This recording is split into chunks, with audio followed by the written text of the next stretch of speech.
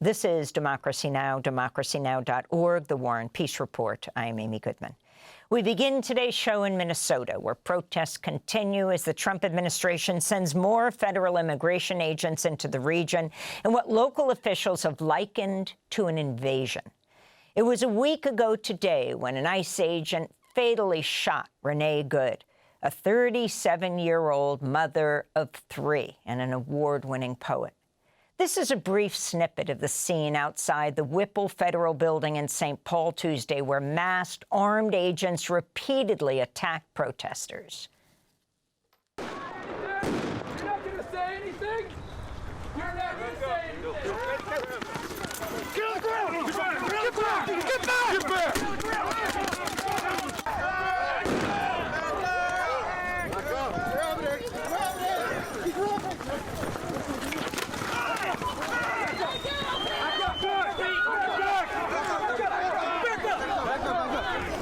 Back up. More. Back up. Who are you gonna kill today? Who are you gonna shoot? Take off your mask if you're so tough. Take off your mask. The Minnesota Star Tribune reports the number of federal agents now in the Twin Cities dwarfs the size of local police. The size of the federal force is expected to soon reach 3,000 officers. That's bigger than the 10 largest metro police departments combined in the Twin Cities. On Monday, the state of Minnesota and the cities of Minneapolis and Saint Paul sued the federal government. This is Minnesota Attorney General Keith Ellison. Deployment of thousands of armed, masked DHS agents to Minnesota has done our state serious harm. This is, in essence, a federal invasion of the Twin Cities and Minnesota, and it must stop. DHS agents have sown chaos and terror across the metropolitan area and in cities across the state of Minnesota. To see our interview with Attorney General Ellison, go to democracynow.org. There is also growing opposition from within the federal government to the Trump administration's tactics in Minnesota. 6 federal prosecutors in the Minneapolis U.S. Attorney's Office have resigned over the Justice Department push to investigate the widow of Renee Good. That's Becca Good. In Washington, D.C., 5 senior prosecutors in the criminal wing of the Justice Department's Civil Rights Division have resigned in protest over the DOJ's decision not to investigate the ICE agent Jonathan Ross, who fatally shot Renee Good. We're joined now by Hwa Jeong Kim, Vice President of the Saint Paul City Council, also member of the Immigrant Defense Network. Thank you so much for being with us.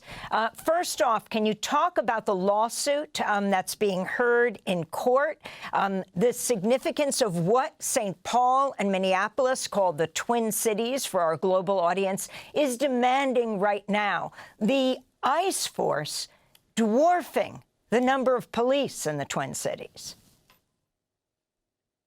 Yeah, I think what we're seeing is that our constitutional observers and the firsthand accounts of our neighbors is working. We are providing evidence that shows just indiscriminate, unconstitutional violence coming from federal agents in the Twin Cities. So what exactly, Hwa Jeong Kim, is the Saint Paul City Council calling for now? We just heard that last clip of protests when people are saying, take off your masks. I mean, the issue of everything from the Minneapolis mayor saying, get the F out of Minneapolis to ICE, to talking about what they're allowed to do in the city. And what is your sense of the level of cooperation or not of the local police departments, Minneapolis and Saint Paul being sanctuary cities? Yeah, I mean, we have a separation ordinance that's been in place for many years, and the St. Paul City Council is looking at strengthening that language, just like the Minneapolis Council passed in their city recently. We unfortunately had an incident on Rose Street where residents and myself witnessed what we believe to be cooperation, where our St. Paul police officers helped secure a scene and help escort ICE agents out. So there is always opportunities to strengthen our laws and use every lever that we can to continue to protect our residents. And I think the lawsuit is very, very clear. We don't want ICE in our neighborhoods. They are violent. They are creating chaos and terrorizing our immigrant neighbors, and they are not keeping anyone safe. And in fact, they are bringing danger on our streets every single day. Earlier this week, you wrote on Facebook, quote, "To my North Enders, we're seeing a continuous presence of federal agents in our neighborhood. We've had additional community observers present throughout our neighborhood, and vulnerable folks should be very careful. Our neighborhood eyes and protection is working. It's working. We had several of our neighbors kidnapped today. Take precautions." Can you elaborate on why you're using the word kidnap and what precautions people can take? They're racially profiling neighbors and just taking them off the street. We have accounts of folks walking down the sidewalk, getting scooped up, neighbors getting pulled out of vehicles. And so it is not about whether or not they have a warrant. That has never been the case. It's always been about violent racial profiling in our streets. And so right now we're encouraging our neighbors to be really careful. I myself am carrying around 2 forms of ID. I'm a naturalized citizen. Neighbors are also considering not going to work, not sending their kids to school, not going grocery shopping, not going to the laundromat, the very simple things that just keep families going. Lack of childcare is incredibly important right now for families. So we're really hoping to tap into those mutual aid networks to support families in this time. And it's difficult as someone that's watching and hearing and is very tapped into rapid response to hear the number of people that are taken every hour here in the Twin Cities, in good conscience to tell folks that it feels safe to walk out on your street today. In addition to the massive influx of ICE agents, you have now, President Trump said they're revoking TPS status for Somalis. You have a large Somali community in the Twin Cities, and that they will also denaturalize Somali citizens, and they're going to do mass deportation? What do you understand is going on here? They would have to leave by February, he said. So many of our Somali neighbors are citizens.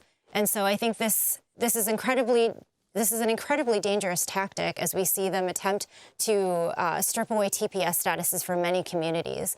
And many folks know here in the Twin Cities, Somali folks are incredibly important to the fabric of our neighborhoods, and not just because of the value that they bring, but because they are humans and that deserve dignity and protection. And the vast majority of our Somali neighbors are citizens.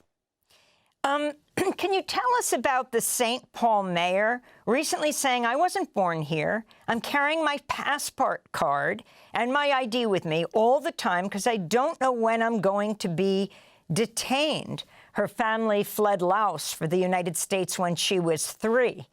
Your response? Yeah, Mayor Kaliher is a close friend of mine. I myself, my partner is trans.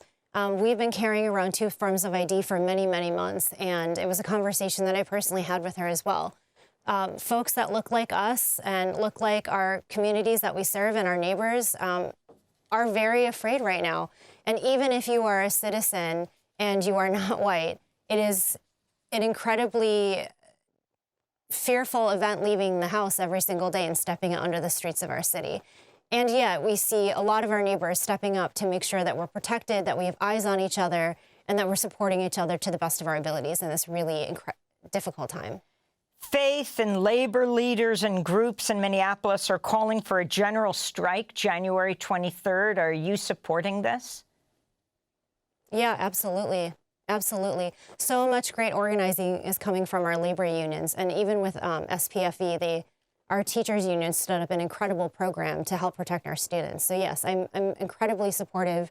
I'm signed on and I plan on participating. Final comment on the loss of the 6 experienced attorneys in the U.S. Attorney's Office in Minneapolis who have all just quit, followed by 5 attorneys in the Civil Rights Division in Washington, D.C., because President Trump's former personal lawyer, Todd Blanche, has said they won't be doing a civil rights investigation into the death of Renee Good. If you can talk about the loss of this experience and these attorneys who would be involved with an investigation into Renee's death. Yeah, I think a lot of folks are putting everything on the line to do what's right. I think what's resonating with me in this moment is seeing those resignations, knowing that there's a line in the sand that folks are unwilling to cross, because the bottom line that a lot of us feels that there's no one coming to save us. And that feels really scary, but also empowering, because if it's up to us and we draw the line in the sand and we have the ability to follow through and be accountable to our constituents to protect them and ensure that immigrant communities and families are safe, we should absolutely do everything within our power and everything within our privilege to do that. And so seeing them stepping down, I think, is an incredible sign of where the value set and the moral line is for folks right now that are attempting to keep our communities safe. Hwa Jeong Kim, I want to and that thank... we're not going to... Go ahead. We're not going to just step down. We're not just going to turn a blind eye, but we're doing everything in our power. Hwa Jeong Kim, Vice President of the Saint Paul City Council, also a member of Immigrant Defense Network. Thanks for watching Democracy Now! On YouTube. Subscribe to the channel and turn on notifications to make sure you never miss a video. And for more of our audience-supported journalism, go to democracynow.org, where you can download our news app, sign up for our newsletter, subscribe to the daily podcast, and so much more.